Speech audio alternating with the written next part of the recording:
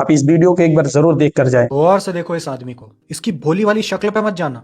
इसने वो गुनाह किया है जिसकी हम और आप जैसे सभ्य समाज के लोग कल्पना भी नहीं कर सकते। इस आदमी ने अपने गांव में अपनी खुद की जमीन पे कक्षा 1 से 8 तक के बच्चों के लिए स्कूल बनवाने का गुनाह किया है। और क्यों? क्योंकि सरकारी स्कूल 5 किलोमीटर दूर था, तो उस गांव के बहुत से बच्चे पढ़ नहीं पा रहे थे। वो तो भला हो उस गांव में रहने वाले कुछ जागरूक नागरिकों का, जिन्होंने ये अफवाह फैला दी कि अब्दुल नईम नाम का ये आदमी उस जगह पे मदरसा चला रहा था। जिसके बाद पंचायत ने एनओसी न होने का बहाना बनाकर उस स्कूल को तोड़ने का आदेश दे दिया। फिर बाद में गांव वालों के विरोध के बाद एनओसी भी दे दिया गया।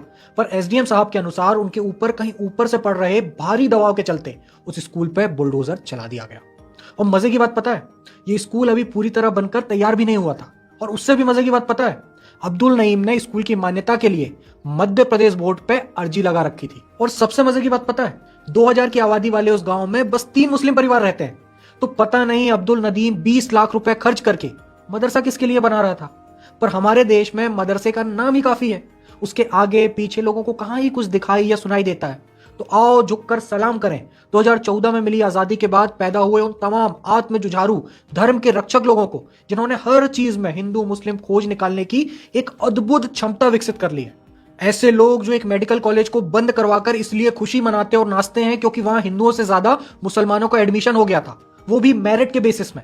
वैसे ठीक भी है, बच्चे इन स्कूलों और कॉलेजों में चाहे कितनी भी मेहनत क्यों ना करते, पर उस लेवल में कहां पहुंच पाते हैं जहां पे ये अनपढ़ धीरेन्द्र शास्त्री और सतुआ बाबा जैसे लोग पहुंच गए हैं, जिन्हें सरकारें अपने ऑफिशियल प्लेन से ट्रेवल करवाती हैं, जिनके लिए एक ऑन ड्यूटी पुलिस ऑफिसर अपने जूते उतारकर चरणों में भिज जाता है, जिनका प्रचार खुद इस देश का प्रधानमंत्री करता है। एक ऐसा पीएम जिसकी अपनी डिग्री का भी कोई अता पता नहीं है। एक ऐसा पीएम जो हनुमान जी को एक कहानी का हिस्सा बताकर उन पर वीडियो गेम बनाने की बात करता है और उनकी पतंग बनाकर आसमान में उड़ा जाता है।